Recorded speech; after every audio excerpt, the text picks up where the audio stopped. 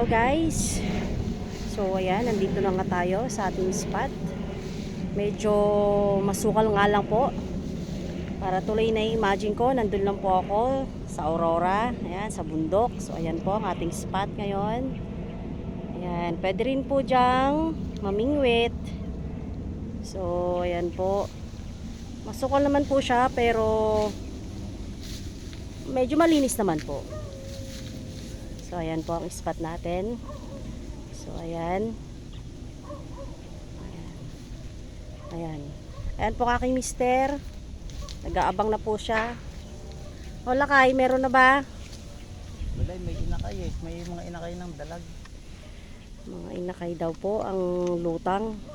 Mga maliliit. Hindi, andyan lang ang nanay niyan. So ayan. Andyan Dito po siya noon nakapamaril ng malaking plapla po, tilapia, tsaka mga bulig.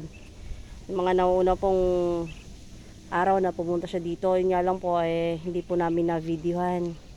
Kasi po busy po ang kanyang bucket.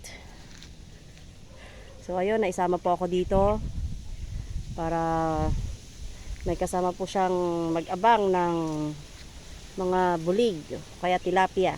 So ayan, maganda po ang ating panahon ngayon, di po siya mainit Dalag. makulimlim po. Ngayon ang panahon po natin. So ayan. Kaya maganda pong mag-abang. So ayan po. Malawang po to, itong palaisdaan na to. Ayan. Paano to? Palaisdaan na ano to? Sira na, hindi na nilalagyan ng ano. Palaisdaan po ito noon na may mga nag-aalaga pa po. So ngayon, Wala na hindi na po siya naalagaan. So ayan, tinubuan na po ng mga maraming mga damo, mga ayan po. So pwede lang pong kung sino pong may gustong mamingwit or mamaril po dito, gamit ay airgun, pwede lang po. So ayan. Wag lang po dun sa mga palaisdaan na may mga fishing nets na nakalagay kasi yun po ay nilalagyan po nila ng mga isda. So ayan, so andito naman po tayo sa kabilang fish pond. So ako naman po ay namimingwit. So ayan.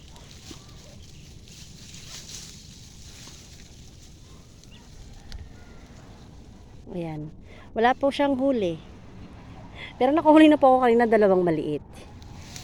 Ayan po, ayan. Dalawang po to. Ayan.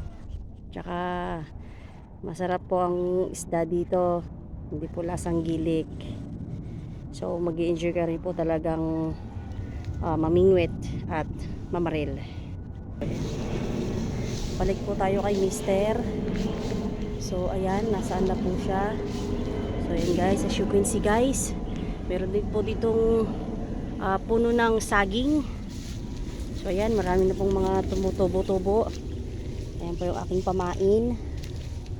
So dito naman po siya guys sa kabila. Sa kabilang banda.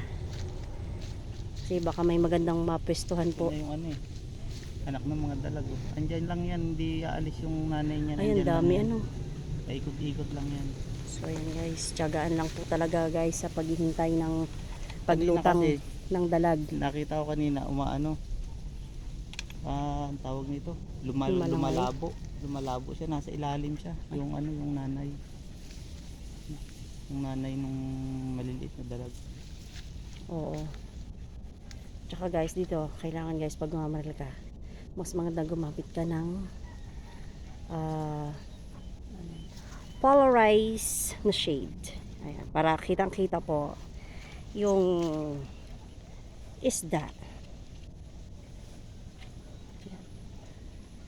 Pala ito gamit nga pala natin, oh. So ayan guys, yan po ang gamit ng aking mister. Caliber 22 na ano, escopeta.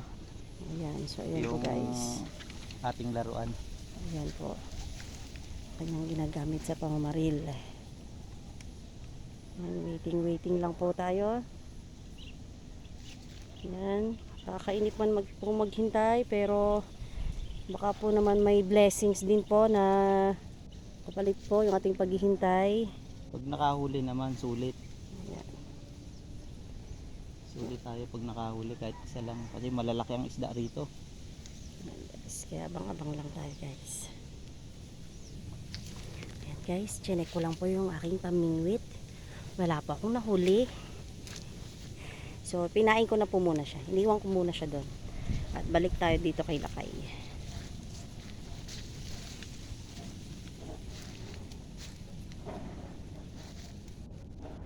Wala na naman siya. Kung pumasok doon. Kasama yung mga anak niya.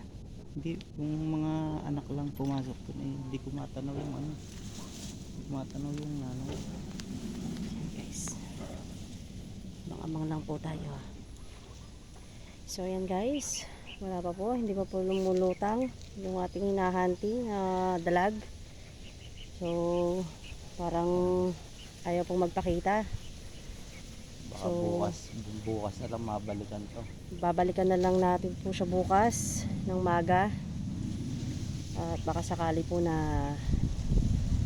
Ang lalim niya eh. mahuli na natin. So ayan guys. Thank you for watching for our vlogs for today's video. Thank you.